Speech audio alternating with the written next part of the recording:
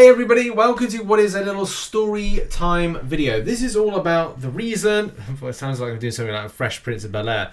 I'm going to just go over the reasons why I decided to give up Alliance Wars Seasons and look at the impact of what is actually lost as a result of not doing it. So I guess story time around like Alliance Wars, as a lot of you know, and again I'll just repeat it for those that don't, I don't really enjoy Alliance Wars. And I found that as it's gone on, it's just got more boring as a type of alliance-based warring type event. And it just looks like every time it's like polishing a turd when it comes to this type of game mode. It's been in for a while, hasn't really felt like a lot has been done to make it more interesting. It's been like, okay, what we're doing this month or this season, we're going to add on a few little tweaks to this and a few changes to that. And it's just like, as it's gone on, it's like they've just tried to add like another level of complexity to something that is, in all essence, a not really innovated game mode. And it is, and in my opinion, is a call for it to be totally removed with something new in its place. And whether or not that would be something of a alliance raiding type system that may be similar to AQ, but have that little difference that it's something that feels fresh. And maybe rotate Alliance War seasons into, say, bi-monthly, as opposed to it being like, okay, well, every time, every season, every month, we're doing this. So yeah, that's really kind of like my thoughts on it. It's just gone a little bit too long, and it's just a little bit too boring when it comes to its makeup. But look, 4 months ago, I'm gonna go. Pretty certain it's 4 months ago. I gave up doing this game mode because I did find it very repetitive, very boring. And I decided instead, opted to do AQ Map 7 Focus, which is a lot better for me when it comes to just like interest in this stuff. The take home from a rank up perspective on the end of the rewards is actually quite nice, and it's nice to kind of get towards the top of stuff. We at the moment do not run epic modifiers, but we will be hopefully down the line looking to do that once, say, you know, all of us in the Alliance have got rank 4s. Maybe as well with the way that Map 8 will be when that comes in, because I think we all forgot about that. Map 8's coming at a later date. But that's really my reasoning around this, was like to kind of at least do better when it comes to it. But mainly quality of life. As a lot of you know, quality of life is very important for you as a player. So extensively grinding and having to say like, okay, where are my best champions? They're in Alliance Wars and they're not in AQ, and I have to like think about attack tactics and defense tactics. It's just so this game doesn't rule people's life and they can still have a chill factor and have a lot of positive things still to say about the game. Very difficult with the state affairs of the game at the moment, but you know what I mean. So where and how has the impact been for me as a player? How much have I really lost? So I've done a few kind of calculations based on this. So I've kind of rounded it down to 152 days. So that's kind of like 5 months or something. So I'm going to go with that 150 days. A lot of these stats kind of like, because I can't remember the day that I actually quit Alliance Wars seasons and stuff. By the way, our Alliance does compete in it. They just do one battle group, and I don't personally kind of like do anything with it because I can't stand it. So 152 days I've kind of rounded it down to. That's in 5 months, which essentially is 76 wars, to a degree, give or take. And in those 76 days, if we were to win 38 of those wars and lose 78 of those 38 of those wars, then it would look like I'd only be able to pick up, I think it's 100 6-star shards per war. Especially if I'm looking at like this, because like you get it for the victory boost, you get that. Now I can't remember. I think as soon as you go up a different like, because we're in gold 2 at the moment, but I think if you get to platinum, you start getting more when it comes to participation. So it could be a case, I could say 3,800 right here by winning wars, or it could be a lot more for the participation. So let's just say it's twice that amount. I'm sure somebody will correct me in the comment section.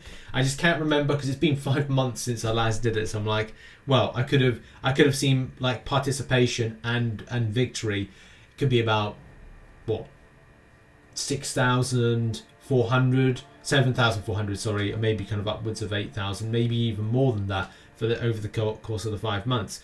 And then losing out would only kind of give back a limited amount. So yeah, that's the thing. I could be saying that I've lost out on a 6-star I could have lost out on 2 6 stars, maybe, don't know. But that's kind of like, that's by the by, that's one of the losses. Getting back the loyalty, that's another thing as well. Loyalty loss is very important. Losing out in, what could be said, nearly 700 to 800,000 loyalty could have been lost as a result. I had a stonking amount of loyalty, but maybe that, again, that's the thing of losing out. I do want to return back to Alliance Wars at some point, but I just don't see Kabam overly innovating it in any kind of way that's remotely interesting. But I might need loyalty because I do want to push for getting an Awakened 6-star Unstoppable Colossus. That's just where I'm up to with that. Now, the final point of this video is looking at the impact of season rewards losing out. Okay, so let's face it, I'm not at the top of master. I really could not be bothered with that hassle. But what I could be bothered with, and the problem that I had with the alliance, not the alliance I'm in, but the previous alliance, that we would always seem to just by smidge miss out on being Platinum 3 every time, and it just bugged the hell out of me that we were just so close. And it was just very depressing because, like, that little bit more and you get yourself like 2 25% tier 5 class catalyst fragment crystals, and you know, after a while it bums you out and you're just going to go, oh, this is a bit sucky. But how much did I lose from the 4 seasons? Not the 4 seasons of hotel, because I've not been near that before, but 4 seasons that theoretically in 5 months we may have had. Do bear in mind we've had a scuffy time with stuff, so let's theoretically say I left it season 24,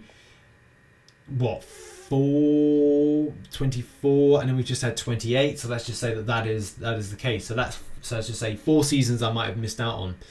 When I did my totals, it actually looks quite depressing, really. Now, I can't remember if there's been a buff to the rewards. I want to say there has been, but theoretically I have lost out on 4, maybe 5 6-star crystals. Have I felt that's been such an impact? No. Especially over the summer with Kabam giving back as much as they had and also doing some Karina's challenges. I haven't felt like that has been so much of a drain on me, and I also can pick and choose my content rather than having to do an alliance war. So that's been something. I've also lost out on 16 tier 5 class catalysts because it's assumed that I would be in Platinum 4 in the alliance that I was in. And yeah, I did lose out on 16 tier 5 class catalysts, which is technically 1 and a little bit over half of another tier 5 class catalyst. So that, bearing in mind, they have to fall the way that you'd like them to in order to rank 3 a champion and get that fully formed tier 5 class catalyst. So do bear in mind that is a very important thing to mention. I may not have actually kind of like got anything fully formed because, hey, we all know how things drop in this game. You're always going to go, oh, I'm going to fully form this one. Never happens. Never happens. Potentially losing out on 4 5-star nexuses. Not a big deal for me, but as you know, I am hunting Professor Xavier and Omega Red, so that's slightly disappointing. Also, the rank up materials. 16 tier 2 alphas is a big load to lose out on by not doing that piece of content. But as I said, this is all the point I'm going to get to in a minute about recommendations and like my own kind of like quality of life. And the final thing is that let's just say that is 8 tier 5 basics, which to be honest I don't really care too much about. I can get tier 5 basics as easy as anything nowadays. I don't have a problem with that, especially with the glory store and stuff like that. So would I recommend going Alliance War Seasons and Alliance War 3? Yes, only if you are looking to go and grind certain content. Like you kind of go, I'm going to take a month off doing it, and you can go and do some permanent content. Do a little bit of side event grind with that Shang-Chi challenge. Do some Karina's challenges as well, because that actually would kind of like give you more as a result of doing that grind. And I think it's very healthy to take at least 1 month or 1 season, maybe 2 seasons off doing it. More so in the summer as well, when things get a little bit too hectic with stuff with the game. And maybe the same with December and that kind of really kind of busy month at December and kind of end of November. So that's really the big thing there. It's kind of reassessing your grind and your quality of life. That's one of the very important things to mention. And that's why I did it. Quality of life, catching up with content, getting content done, which I just wasn't finding I was finding the time for. So yeah, it's all about kind of making sure you don't get too burned out and maybe take away something.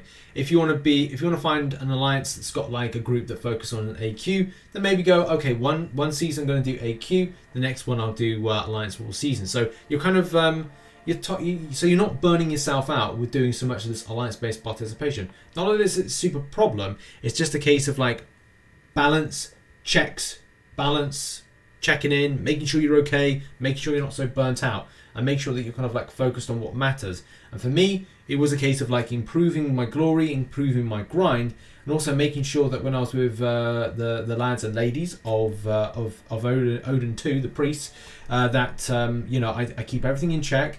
I do get some map 7 experience, a lot more than what I was doing, because that's important for me as well, doing lots of map 7 as well. I want to kind of like be experienced with that, so that when stuff like map 8 comes out, I can go like, okay, well I know what I'm doing. I'm then looking at different paths. I can also make a guide, because I wanted to make a guide, but I wanted to do at least 3 to 4 months experience first before thinking about making a guide for map 7, which is going to come out very, very soon. But that's been a video. What are your thoughts on going free from Alliance Wars, maybe free from AQ, or would you continue doing it? How are you avoiding becoming burned out and bored when it comes to stuff like this, and also keeping yourself fresh to do other content? Or are you an intense grinder and this is not a problem for you? Thoughts on that in the comment section down below. Make sure as well to check out some other content posted on screen right now. And yeah, make sure to catch another video from the channel, and I'll see you all very soon. Have a good day. Bye-bye.